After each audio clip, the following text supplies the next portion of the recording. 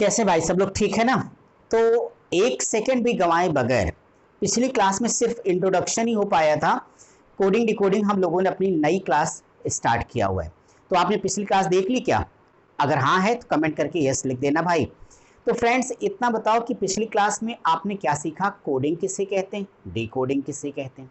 फिर हमने आपको बताया कि वास्तव में इसमें जो प्रश्न पूछे जाने वो दो बातों पर आधारित हैं। एक तो इंग्लिश अल्फ़ाबेट था, दूसरा डिजिट थे आपके पास। फिर हमने आपसे डिस्कस किया था कि कोडिंग किसे कहेंगे, डिकोडिंग किसे कहेंगे। इसके बाद हमने डिस्कस किया था टाइप्स ऑफ क्वेश्चन, प्रश्नों के प्रकार कुल 9 टाइप हमने बताए। एक एक करके हम अपनी आगे की क्लासेज में उस पर डिस्कस करेंगे। फिर हमने आपके साथ चर्चा किया कि गैप का नियम क्या होता है, यहाँ तक हो गया। लेकिन आज चर्चा होगी मजेदार। आज की चर्चा मजेदार ये है कि वास्तव में अंग्रेजी वर्णमाला के उन अक्षरों के मानों को याद कैसे रखें, क्योंकि अगर वो मान याद नहीं रहे तो सवाल लगेंगे नहीं। तो तैयार है सब लोग? चलिए भाई, तो हेडिंग दीजिए फटाक से, कोडिंग एंड डिकोडिंग।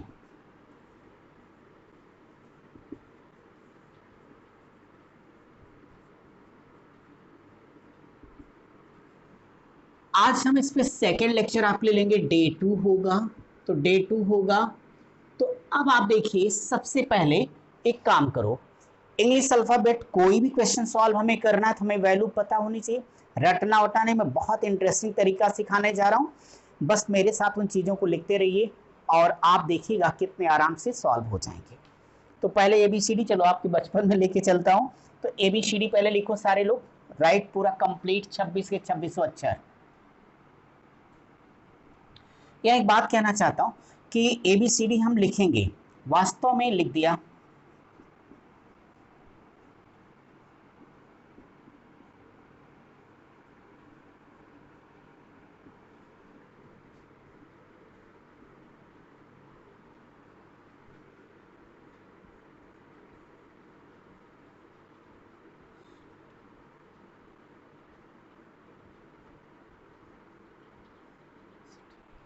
ए से लेके जेड तक डियर स्टूडेंट, यही तो आपके पास 26 अक्षर होते हैं। अब आप जरा इनकी नंबरिंग कर लो। तो अभी पहले मैं इधर चल रहा हूं, लेफ्ट टू राइट, इस साइड को। तो इनकी अगर अंग्रेजी वर्णमाला के जो 26 अक्षर हैं उनकी नंबरिंग कर दिया जाए तो देखो 1 2 3 4 5 6 7 8 9 10 11 12 13 14 15 16 17 18 19 19 20 21 22 23 24 25 26। बताओ भाई, यही तो होते हैं। यही जो ऊपर हमने गिनती लिखी है फ्रेंड्स, इसे ही कहते हैं इन अक्षरों का वास्तविक मान। अब जैसे कोई आपसे पूछे भाई पहला अक्षर ए है, चौथा पूछेगा तो डी है, 10वां पूछेगा जे है, 11वां पूछेगा के है, 16वां पूछेगा तो पी है, 12वां पूछेगा तो आपका सेल होगा, 19वां पूछेगा तो यस होगा, 20वां पूछेगा तो टी होगा, 25वां पूछेगा तो वाई होगा। हमको याद है ना? अरे आपको भी याद हो जाएगा। बस आज आप ही पूरा क्लास अच्छे से स्थिर होके देखो। तो एक एक चीज पहले समझते चलो। अब जरा देखो, पहले बड़े ताव से चले, किधर चले, किधर, लेफ्ट टू राइट चले। तो यहां तक 26 आए।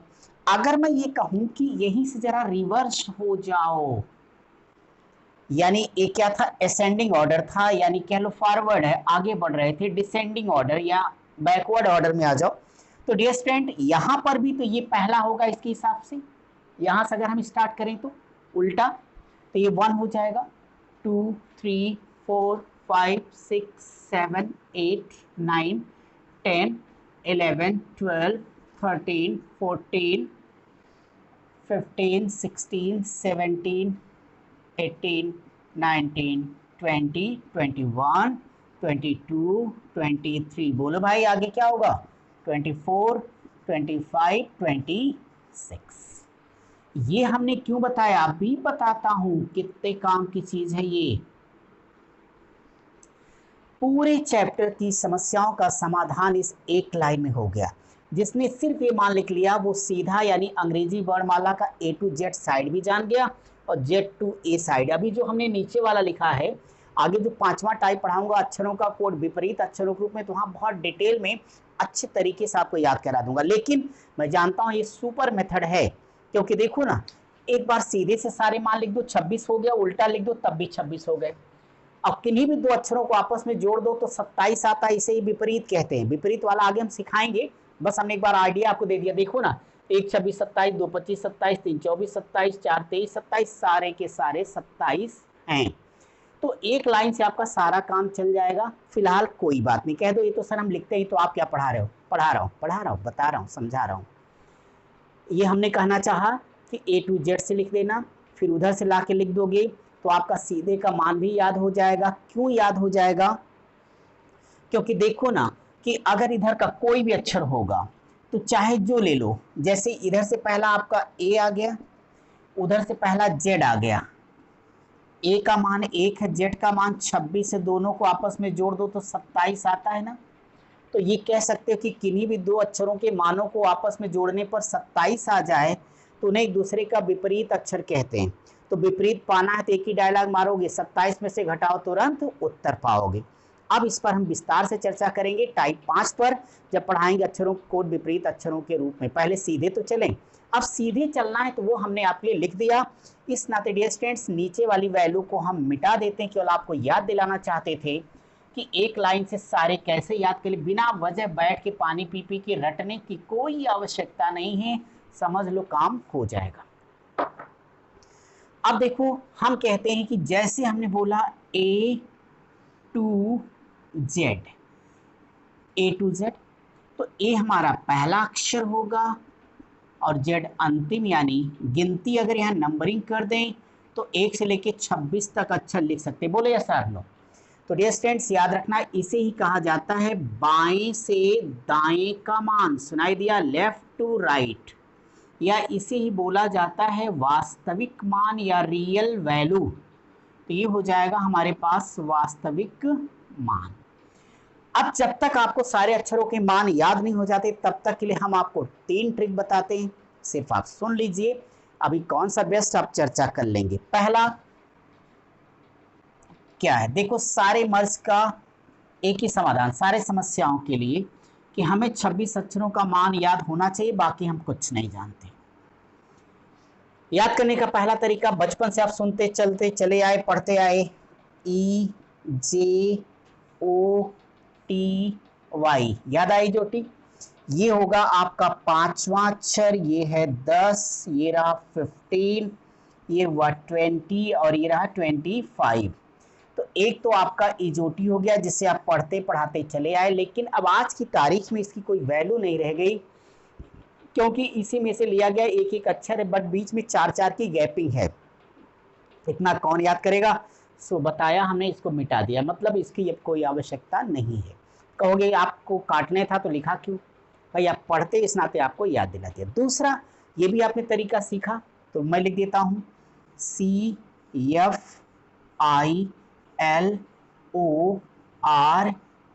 सफ्लोरेक्स। बढ़िया है, ये देखो ना, यही है सफ्लोरेक्स, CFILORUX। तो डियर स्टूडेंट्स, ये अंग्रेजी वर्णमाला के 26 अक्षरों में से 3-3 के अंतराल पर लिया गया एक एक अक्षर है। तो यानी यहाँ लिख लो 3, 6, 9, 12, 15, 18, 21 और 24। इसे थोड़ा याद में रखना। अब हम नहीं कह रहे रटना, क्योंकि किसी चीज़ को समझना बेस्ट होता है। हमने आपको मेमोरी का टिप्स सिखा रखा है, वीडियो अलग से बना रखी है हमने इसी चैनल पर कि सब कुछ पढ़ा हुआ कैसे याद रखें। तो उसमें आपने तरीका देखा होगा कि मेमोराइज करना, किसी चीज़ को अगर हम किसी घटना से जोड़ लें तो याद करना बेहद आसान हो जाता है। तो डियर स्टूडेंट्स, आप याद कर लीजिए, वो तरीका भी अभी सिखाने वाला हूँ। पहले देखो सफ्लोरेक्स आ गया। अगर आपको याद है तो इसका फायदा क्या? एक नहीं, 2 फायदे। पहला तो चाहे जिस अक्षर का मान चाहिए झट से आएगा, और दूसरा समय बचता जाएगा। जरा देखो ना कैसे। जैसे कोई ये कहता है कि, अब देखो याद रखना, जब कोई आपके बाएं से बोलेगा, बाईं ओर से बोलेगा, अंग्रेजी वर्णमाला के बाईं तरफ से शब्द बोलेगा, तो हमेशा समझना वो A to Z की बात कर रहा है। लेकिन जब दाहिने से बोलेगा तो Z to A, ये बात आगे हम चल के टाइप में सिखाएंगे आपको, जब विपरीत पढ़ाएंगे इसी का उल्टा। पहले सीधा तो पढ़ा लें। अब अगर कोई कहता आपके बाएं से 7वां अक्षर, अगर सफ्लोरेक्स याद है तो झट से सोचोगे, अरे यार सातवां तो 6 के बाद पड़ेगा, 9 के पहले। न इधर सोचो ना उधर सोचो, सीधे उत्तर सोचो। तो 6 में कितना जोड़ो, 7 आ जाएगा, 1, तो 6 1 7। भाई देखो ABCD तो सभी को याद है ना, बिल्कुल रहना भी चाहिए। तो आप बताओ F में 1 जोड़ दो तो 6 1 7, तो यानी सातवां अक्षर क्या हो गया, G हो गया। अगर कोई कहता है कि आपके बाएं से 13वां अक्षर, तो 13वां आपको पता है ना कि भाई निश्चित तौर पे 12 के बाद पड़ेगा, 12 1 13, और यल के बाद यम आता, 13वां आपका यम हो जाएगा। यानी मैं ये कहना चाहता हूं कि देखो, पहला फायदा हमें सारे अक्षरों को गिनने का टाइम बच जाएगा, दूसरा हमारा उत्तर तुरंत आएगा, जो आएगा सही आएगा, क्योंकि इसके बीच में जो गैपिंग आपकी सिर्फ 2-2 अक्षर की ही बची है, क्योंकि 3-3 के अंतराल पर एक खुद ही लिया गया है। तो आप सफ्लोरेक्स याद रख सकते हो।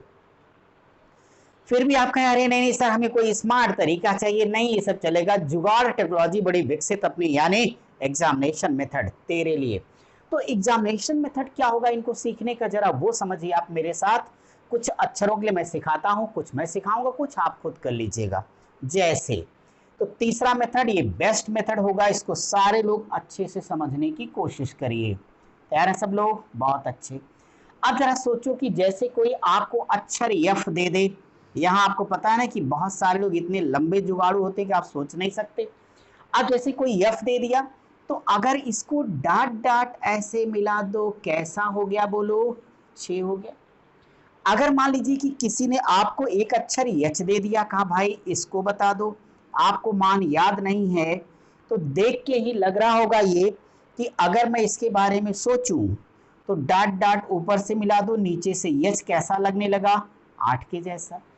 ऐसे फ्रेंड्स देखो, अगर आई की बातें मैं करूंगा, आई ऐसे लिख के हमने लिख दिया, तो आप बताइए अगर डाट डाट थोड़ा सा इनका ये बढ़ा दें, ये लटके झटके इधर लटका दें, आई के साथ फीलिंग कैसी आ रही है, 9 के जैसी आ रही है, तो इनको 9 लिख दिया।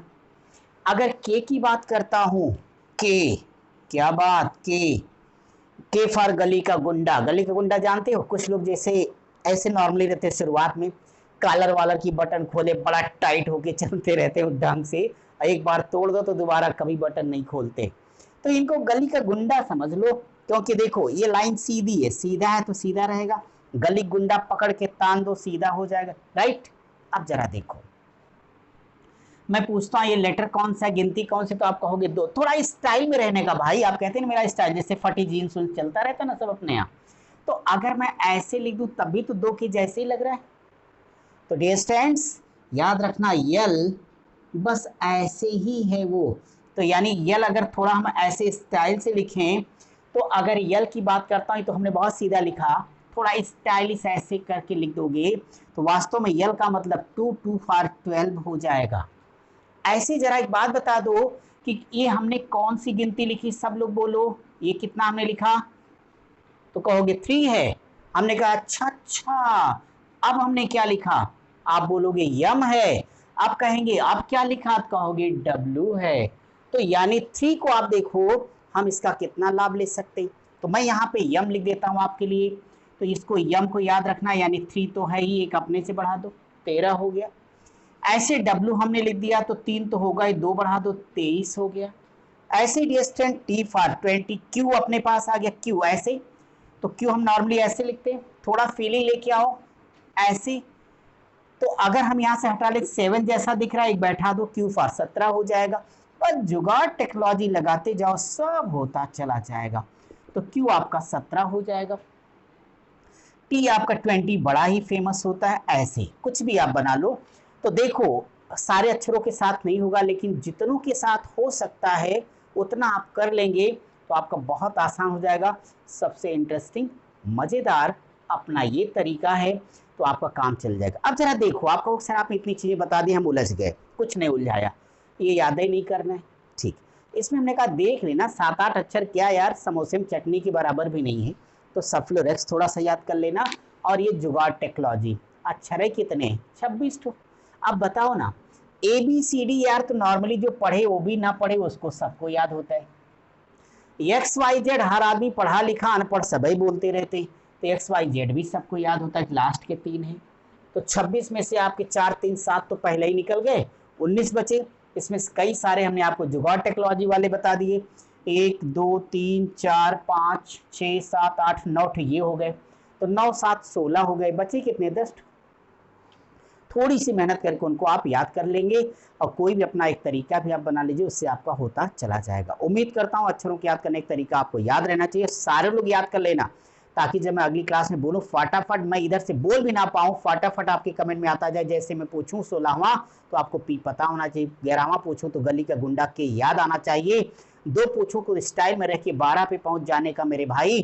तो आपको ये सारी बात याद रखनी होगी, अब आराम से आपका टॉपिक लग जाएगा। हमने एक फ्लो में स्पीड में इसलिए बोला क्योंकि वीडियो तो आपके पास ही रहती है, आप अच्छे से देख और समझ पाएंगे। क्लियर है यहाँ तक? चलिए टॉपिक की शुरुआत करें। टॉपिक तो शुरू हो चुका है, अब टाइप की शुरुआत होनी है। इसका विपरीत यानी अपोजिट हमें पढ़ाना है, लेकिन जब वो टाइप आएगा तब पढ़ाऊंगा। अब पहले ये हो जाए, इसके बेस पे सारे टाइप हम पढ़ा ले आपको, तब आगे चलेंगे। इसका जो पहला टाइप हम लेंगे आपका शब्द प्रतिस्थापन द्वारा कोड रिप्लेसमेंट, उसका इससे कोई भी संबंध नहीं है, वो इकलौता टाइप है, इसीलिए सबसे पहले हम उसे कंप्लीट कर देते हैं। इसके बाद फिर इसके बेस पर सारे क्वेश्चन हम सॉल्व कराने आएंगे। मिटा दूं मैं? ठीक है फ्रेंड्स, ओके। तो इसे मिटाने के बाद आप लोग टाइप 1 अपनी कॉपी पर हेडिंग दे दीजिए। अब ये प्यारा सा चैप्टर आपका स्टार्ट हो गया, और इसको 2-3 बार अक्षरों को लिखिएगा तो अच्छे से चीज़ें आपके समझ में आ जानी हैं, और इसमें कुछ आलस्य करने की ज़रूरत नहीं है, ना हाय तौबा मचाने की ज़रूरत है। बस आप आराम से सफ्लोरेक्स को देख लेना, जुगाड़ टेक्नोलॉजी को, ये रूल फॉर एग्जामिनेशन को कुछ अपने माइंड में आप किसी भी लेटर को किसी न किसी रूप में थोड़ा सा याद कर लीजिएगा। क्योंकि देखो भाई, एक सीधी सीधी बात है, अगर अक्षरों के मान याद नहीं होंगे तो क्वेश्चन सॉल्व करने में आपका टाइम लगेगा, अब आपका पड़ोसी झट से निपटा देगा। तो पड़ोसी जल्दी सॉल्व कर ले, क्या आप ये चाहते हैं? नहीं ना, खुद चाहते हैं तो खुद याद भी कीजिए। तो टाइप 1 की हेडिंग दे दीजिए आप, टाइप 1 अपनी क्लास का।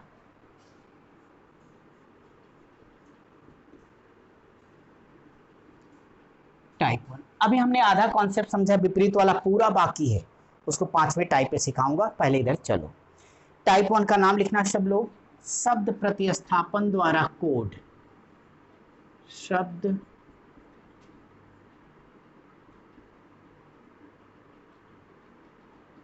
प्रतिस्थापन द्वारा code. Question number 1, question number 1 मैं एक बार पहले आपको सुना देता हूं और फिर इसके बाद इसको डिकोड करता हूं।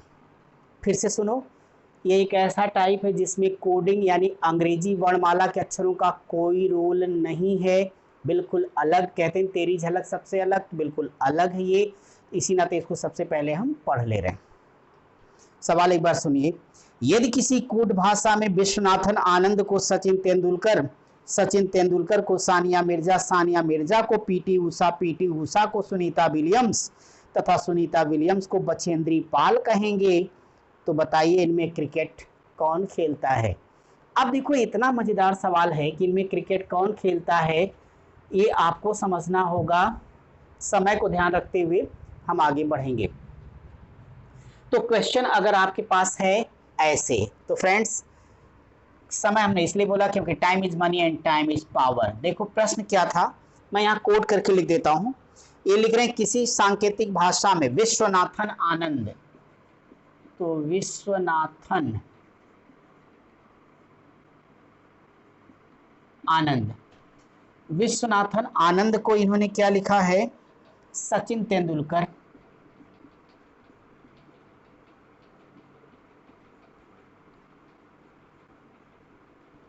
फिर आगे फ्रेंड्स ये लिखते हैं सचिन तेंदुलकर को, बहुत मजेदार है और आसान है फिर भी ये आता है भाई। सचिन तेंदुलकर को क्या लिखा भाई ने? सानिया मिर्जा लिखा, बहुत अच्छी।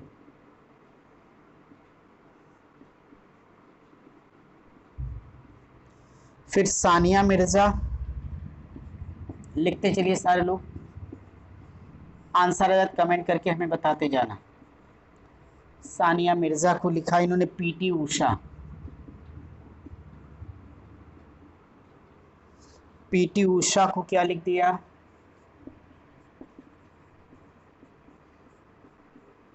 सुनीता विलियम्स।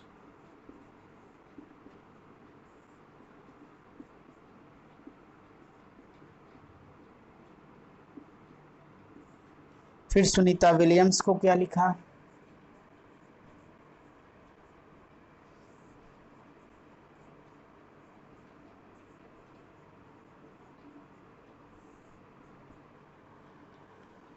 बछेंद्री पाल। नाम सुना ना सर आप लोगों ने?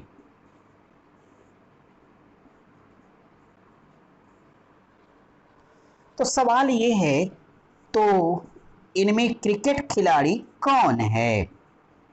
तो इनमें क्रिकेट कौन खेलता है?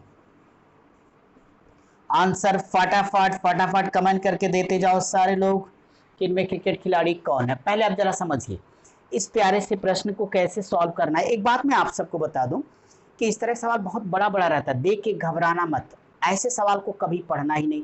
आप कहोगे पढ़ूंगा नहीं तो उत्तर कैसे आएगा? मैं बताता हूं ना कैसे आएगा। ऐसी क्वेश्चन में हमेशा चाहे जितना बड़ा सवाल दिया हो, last line my dear students देखना कि आपसे पूछा क्या। सुनाई दिया?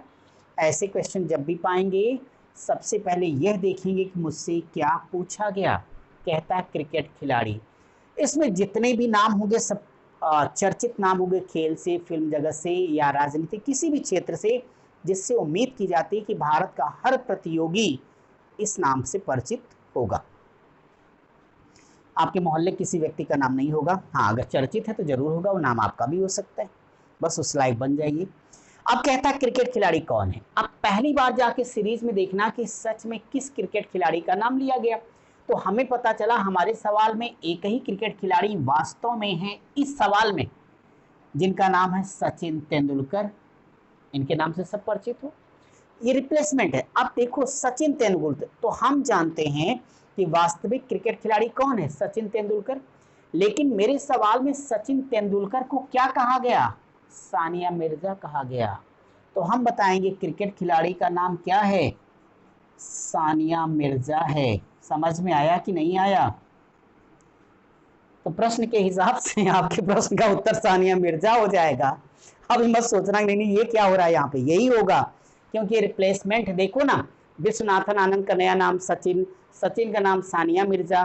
तो हम जानना चाहते हैं कि क्रिकेट खिलाड़ी कौन है, सचिन है, तो सचिन का नया नाम क्या है? सानिया। तो आपका उत्तर क्या होगा? सानिया मिर्जा होगा।